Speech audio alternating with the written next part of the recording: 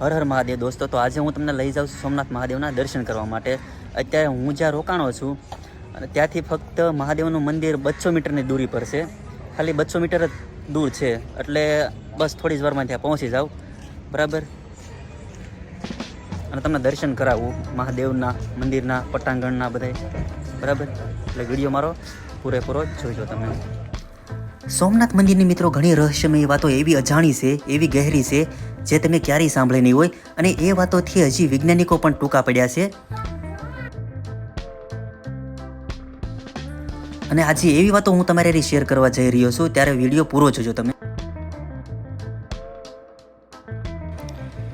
હું સોમનાથ મંદિરના main road ઉપર આવી ગયો છું, અને સામે તમને જે દેખાય એ વીર હમીરસિંહ ગોહિલનું સ્ટેચ્યુ છે, અને ત્યાં આપણે પહોંચવાનું છે. તો જલ્દી ત્યાં આવી જઈએ. જે વીર હમીરસિંહ ગોહિલની સામે જે ગેટ છે એ ગેટ એક્ઝિટ એટલે કે બહાર નીકળવાનો ગેટ છે, અને અહીંયાથી અંદર જવાનો ગેટ છે, એટલા માટે આપણે અહીંથી અંદર જઈશું. સોમનાથ મંદિરને મિત્રો 17 વાર લૂંટવામાં આવ્યું છે અને 6 વાર તોડવામાં આવેલું છે. અત્યારે જે નિર્માણ છે એ 7મી વાર થયેલું નવનિર્માણ છે. સોમનાથના પટાંગણમાં આવી ગયો છું, અને અત્યારે સવારના વાગ્યા છે 7:15, બરાબર. એટલે બધું પબ્લિક બહુ ઓછું છે, અને વિડીયો સારી રીતે બનશે ને તમને બતાવે છે, બરાબર. તો તમને બધું બતાવું, જુઓ તમે કે બહુ ભક્તોની ભીડ એટલી બધી નથી. સવારમાં એટલી બધી ભીડ હોતી નથી. તમે દર્શન કરવા સરખી રીતે માગતા હો તો બને ત્યાં સુધી તમારા સવારનો જ સમય પસંદ કરવો.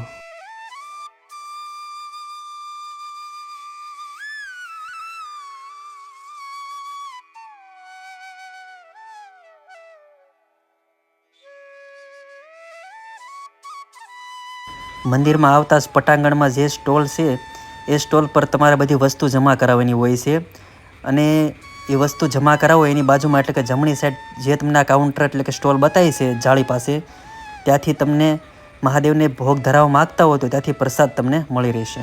તો દોસ્તો, હું આવી ગયો છું અત્યારે સોમનાથ મહાદેવના મંદિરે, શિવાલયે, અને તમને જે પાછળ દેખાય છે આ સોમનાથ ભગવાનનું શિવાલય છે.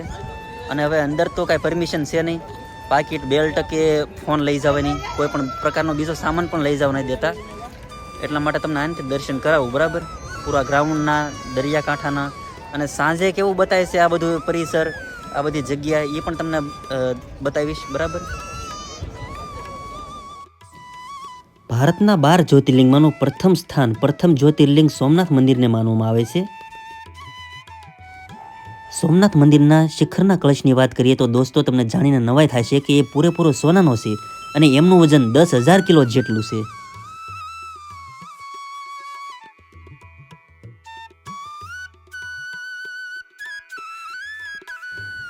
સોમનાથ જ્યોતિર્લિંગની પ્રથમ સ્થાપના સ્વયં ચંદ્રદેવે કરેલી એવું ઋગ્વેદ ગ્રંથમાં એમનું વર્ણન જોવા મળે છે.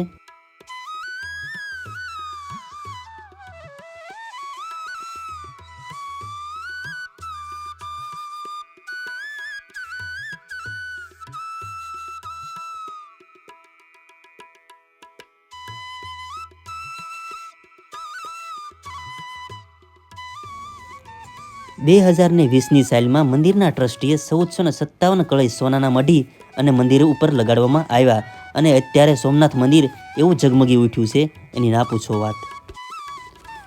સોમનાથ જ્યોતિર્લિંગની પ્રથમ સ્થાપના ચંદ્રદેવે કરી, તો ચંદ્રદેવનું એક નામ સોમ પણ છે, એટલે એમના નામ પરથી સોમનાથ જ્યોતિર્લિંગ એવું નામ રાખવામાં આવ્યું. જ્યારે સ્વયં ચંદ્રદેવે સોમનાથ જ્યોતિર્લિંગની સ્થાપના કરી ત્યારે મંદિરનું પહેલું નિર્માણ સ્વયં વિશ્વકર્માએ કરેલું, અને એ શિવલિંગ હવામાં તરતી હતી. અને એ વાત આજ પણ વિજ્ઞાનની પહોંચની બહાર છે. જો સરદાર વલ્લભભાઈ પટેલ ના હોત તો આપણી આંખો સોમનાથનું પુનઃ નિર્માણ જોવા પામી ના હોત. વિધર્મીઓએ સોમનાથ ઉપર અનેકવાર આક્રમણો કરેલા, મંદિરને 17 વાર લૂંટવામાં આવેલું અને 6 વાર તોડવામાં આવેલું. હાલનું જે નિર્માણ છે એ 7મી વાર કરવામાં આવેલું નવનિર્માણ છે.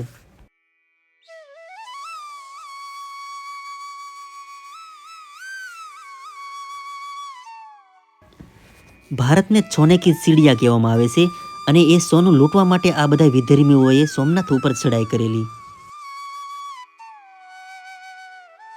હર હર મહાદેવ મિત્રો. તો હું દર્શન કરીને આવી ગયો છું, અને ખરેખર દર્શન કરીને એટલો આનંદ અનુભવ્યો મેં. ખરેખર એવો તો અનુભવ ક્યારેય થયો જ નથી મને. એટલો આનંદ થાય છે દર્શન કરીને, એને ના પૂછો વાત, કે શું મારા ભોળાનાથ સજીને બેઠા છે. એમનો શણગાર તમે જોયો હોય અદ્ભુત ફોટા પાડવા નથી દેતા, નકર હું ફોટા પાડે જ, પણ એવો તો બધો પ્રતિબંધ છે. મંદિરનું જે ગર્ભગૃહ છે, જે સોનાથી અત્યારે મઢાવવામાં આવ્યું છે, ખરેખર ખૂબ જ સુંદર છે. અને તમે એકવાર દર્શન કરવા આવો તો ખાસ તમને હું એ જરૂર કહીશ કે તમે દર્શન કરવા આવો તો મિત્રો ખાસ કરીને તમે આરતીના દર્શન તો કરો ને કરો. જે શહેનાઈ સાથે, શરણાઈ ઢોલ નગારા સાથે જે આરતીના દર્શન કરવાનો જે લાભ છે એ તમે ચૂકતા નહીં. જે એનો લાવો છે એ ખરેખર એનું વર્ણન કરી શકું એમ નથી. તો અત્યારે હું અહીંયા દરિયાકાંઠે આવી ગયો છું અને ભગવાન સોમનાથના ધજાના તમે દર્શન કરી શકો છો, મંદિરના દર્શન કરી શકો છો. પણ ખાસ તમને એ વસ્તુ હું આજે કહેવા માગું છું કે જે આ પૃથ્વીનો ગોળો અહીંયા જે લગાડવામાં આવ્યો છે, આ એક દિશા ચક્ર છે. આપણે આપણી ભાષામાં કહીએ, તળપદી ભાષામાં કહીએ તો આ પૃથ્વીનો ગોળો અને આ દિશા ચક્ર છે એ તીરની નિશાની કરી અને બરાબર એ દરિયાની વચ્ચોવચ એ નિશાન બતાવે છે.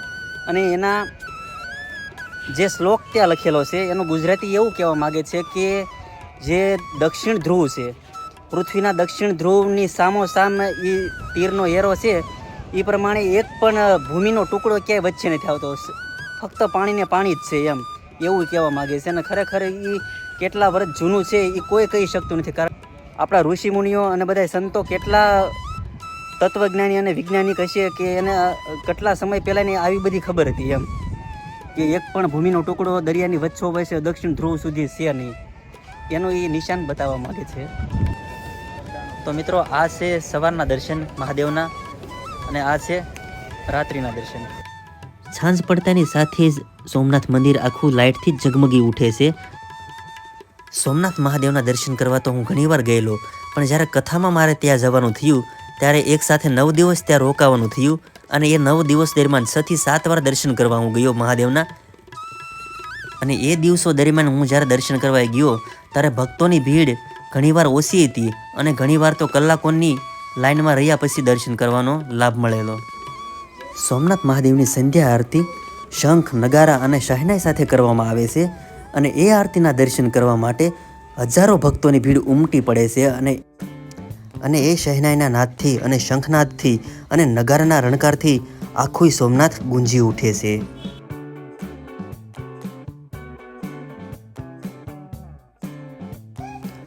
ચાલો દોસ્તો, તો એક ઝાંખી તમને સોમનાથ માર્કેટની પણ કરાવું.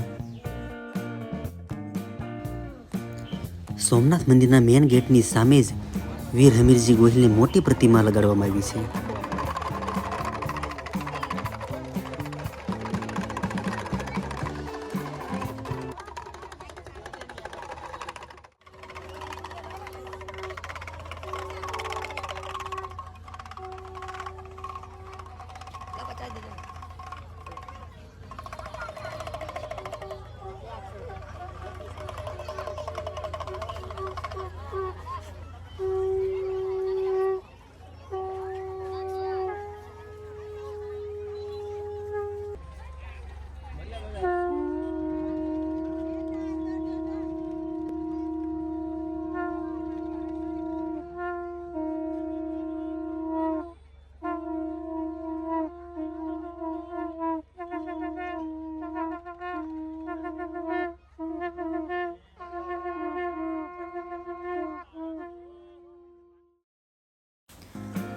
સોમનાથની માર્કેટમાંથી તમને ભગવાન સોમનાથ મહાદેવનું મિની મંદિર, શિવલિંગ, ડમરૂ, શંખ વગેરે વસ્તુ તો મળી રહેશે, પણ ઘરની શણગારવા માટે અવનવી વસ્તુઓ મળીને કાઠિયાવાડી ડિઝાઇનમાં જે દેશી ભરતકામ હોય છે એવી બધી વસ્તુ પણ તમને ત્યાંથી મળી રહેશે.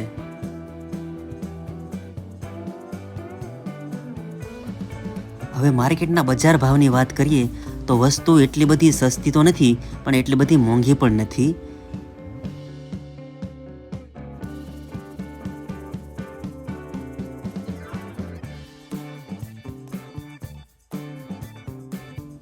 સોમનાથ મંદિરની માર્કેટની વાત કરું તો એક વાત તમને ખાસ કહી દઉં કે અહીંયા ઓનલાઈન પેમેન્ટ ખૂબ જ ઓછા પ્રમાણમાં થાય છે. અહીંયા તમારે જે વસ્તુ ખરીદવી હોય એ ખાસ કરીને તમારે રોકડ રકમ પાસે જ રાખવી પડતી હોય છે, એટલે એની તમારે ખાસ નોંધ લેવી.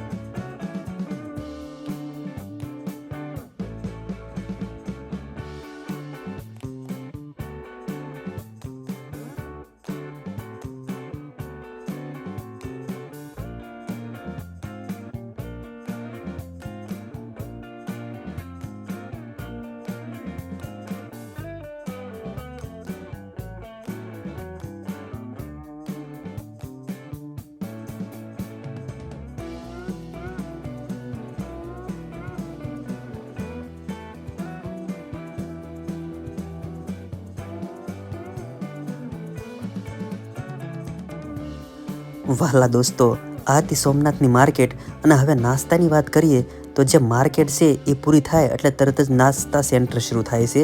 અને એ રોડ ઉપર લાઈન ઉપર મેન રોડ ઉપર તમને ઘણા બધા નાસ્તા કરવા માટે મળી રહેશે ફ્રેશ તાજા.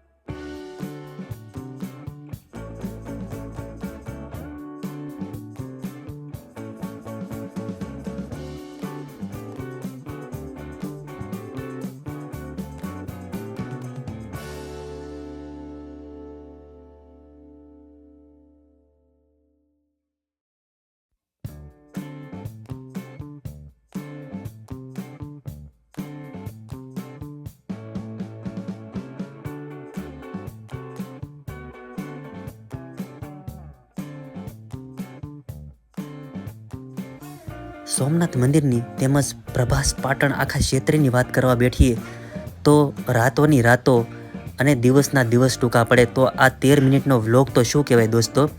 તો હવે વધુ વાત નહીં કરતા એક નવા વ્લોગમાં પાછા મળીશું આપણે. અહીંયાની તો જેટલી વાતો કરીએ એટલી ઓછી છે અને જેટલું તમને બતાવવું એટલું ઓછું જ પડશે. માટે હવે નવા વ્લોગમાં આપણે મળીશું. જો આ મારો વ્લોગ તમને ગમ્યો હોય તો લાઈક, શેર અને સબસ્ક્રાઈબ કરજો મારી ચેનલને, અને વધુમાં વધુ શેર કરજો. જય સિયારામ, હર હર મહાદેવ, જય શ્રી કૃષ્ણ.